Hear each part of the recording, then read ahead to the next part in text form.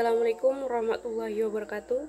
Perkenalkan, nama saya Erpiana, NPM 1820061180, nomor absen 10. Saya dari lokal 6B non reguler. Di sini saya memenuhi tugas dari Bapak Jumadi SAPMT dengan mata kuliah Perencanaan Pembangunan. Di sini saya menjelaskan mengenai pajak dan kekayaan negara. Ada 4 poin pembahasan yang saya sampaikan. Yang pertama, masalah pajak dan kekayaan negara. Yang kedua, tujuan pajak dan kekayaan negara. Yang ketiga, upaya pemerintah dalam melakukan pembangunan dalam urusan pajak dan kekayaan negara. Yang keempat, lembaga pemerintah yang menangani pajak dan kekayaan negara. Pembahasan yang pertama, masalah pajak dan kekayaan negara. Masalah pajak. Pajak adalah salah satu sumber penerimaan yang sangat penting untuk pembiayaan pengeluaran negara, baik pengeluaran rutin maupun pengeluaran pembangunan. Pada dasarnya, tidak ada seorang pun yang secara sukarela dan senang untuk membayar pajak karena para wajib pajak merasa bahwa mereka tidak memperoleh keuntungan timbal balik dari jumlah pajak yang mereka bayarkan. Pajak yang dibebankan pemerintah kepada wajib pajak menimbulkan perbedaan kepentingan. Karena bagi wajib pajak, membayar pajak berarti mengurangi kemampuan ekonomis dan laba mereka. Perbedaan kepentingan ini cenderung memancing wajib pajak untuk mengurangi beban pajaknya, baik secara legal maupun ilegal. Hal ini juga dimungkinkan oleh masih banyaknya celah peraturan perpajakan yang masih dimanfaatkan oleh sumber daya manusia petugas pajak fisikus untuk melakukan praktik korupsi, kolusi, nepotisme, atau KKN dengan wajib pajak yang tidak jujur.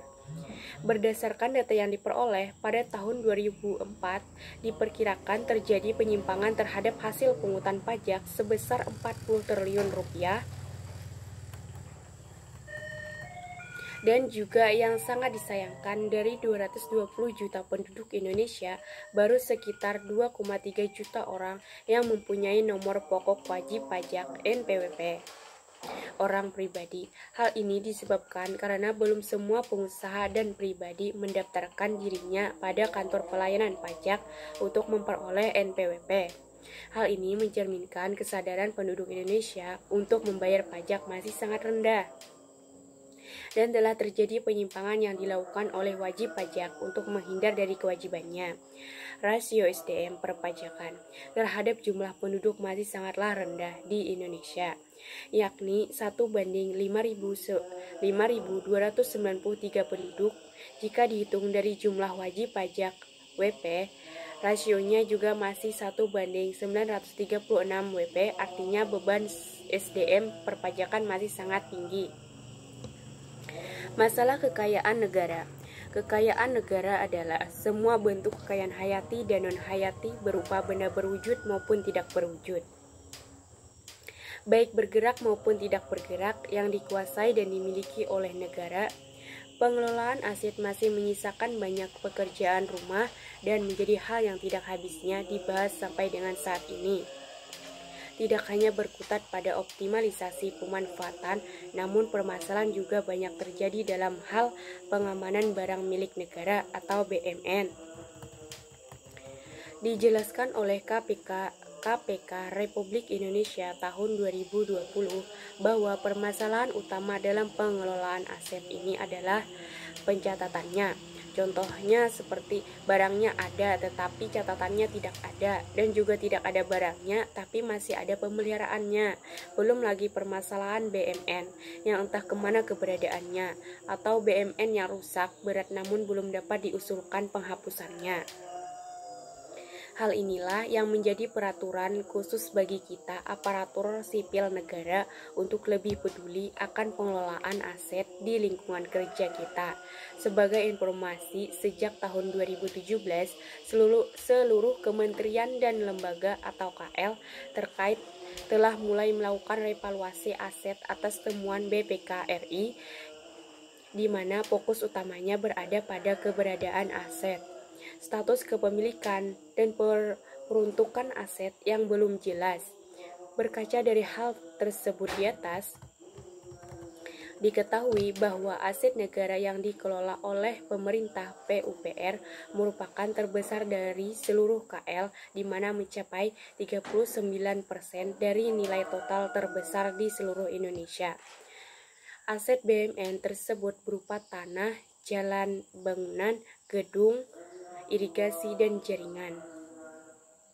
Hasil revaluasi BUMN untuk Kementerian PUPR pun disimpulkan bahwa mekanisme pengendalian internal dan kontrol kualitas dalam penatausahaan BUMN tidak memadai. Tujuan pajak dan kekayaan negara. Tujuan pajak dan kekayaan negara. Pajak merupakan sarana mencapai tujuan bernegara, yaitu mewujudkan masyarakat adil dan makmur, dan merupakan sarana mobilisasi sumber daya yang berasal dari aktivitas ekonomi masyarakat untuk membiayai pembangunan nasional. Pajak juga merupakan instrumen untuk mengurangi kesenjangan. Tujuan kekayaan negara. Tujuan kekayaan negara adalah pengelolaan kekayaan negara mempunyai fungsi strategis berupa penggunaan dan pemanfaatan barang milik negara untuk kepentingan nasional. Pemerintah perlu melakukan pelaporan aset negara secara transparan sehingga masyarakat bisa menilai kinerja pemerintah. Upaya pemerintah dalam melakukan pembangunan dalam urusan pajak dan kekayaan negara. Upaya pemerintah dalam melakukan pembangunan dalam urusan pajak. Hal-hal yang telah dilakukan pemerintah dalam urusan reformasi perpajakan Indonesia pada acara konferensi tingkat tinggi bersama Dana Moneter Internasional atau International Monetary Fund (IMF) antara lain pengusulan perubahan undang-undang perpajakan, program amnesti pajak, hingga menandatangani bilateral Competence Authority Agreements BCAA dan Base Erosion and Profit Shifting BEPS. Pemerintah mengusulkan perubahan pada sejumlah undang-undang perpajakan termasuk pajak pertambahan nilai atau PPN, pajak penghasilan, dan ketentuan serta tata cara perpajakan. Selain itu, upaya yang dilakukan pemerintah yang baru saja terselesaikan adalah program amnesti pajak. Hasil yang didapatkan cukup besar. Sebagai hasil dari program ini, terdapat sejumlah besar aset keuangan yang dideklarasikan oleh pembayar pajak. Program amnesti pajak tersebut didukung oleh komitmen pemerintah Indonesia terhadap Automatic Exchange of Information (AEUI) guna mewujudkan keadilan pajak internasional. Upaya reformasi perpajakan di tingkat internasional, yaitu Indonesia telah menandatangani BCAA dengan Hong Kong dan dideklarasi bersama dengan Swiss untuk memberlakukan AEUI. Selain itu, Menko juga mendorong berbagai pihak untuk mempertimbangkan rencana aksi BEPS yang relevan dengan negara masing-masing pihak. Upaya pemerintah dalam melakukan pembangunan dalam urusan kekayaan negara.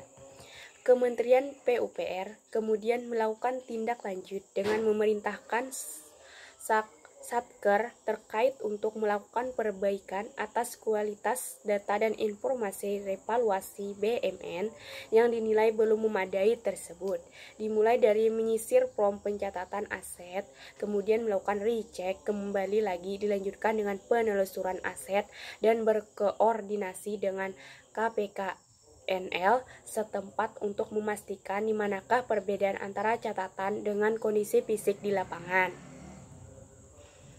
Lembaga pemerintah yang menangani pajak dan kekayaan negara. Lembaga pemerintah yang menangani pajak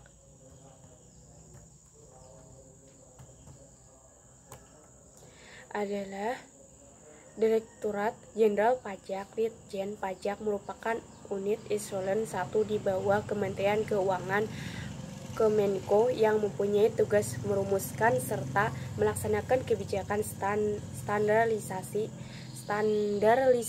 teknis di bidang perpajakan. Lembaga pemerintah yang menangani pajak. Lembaga pemerintah yang menangani kekayaan negara.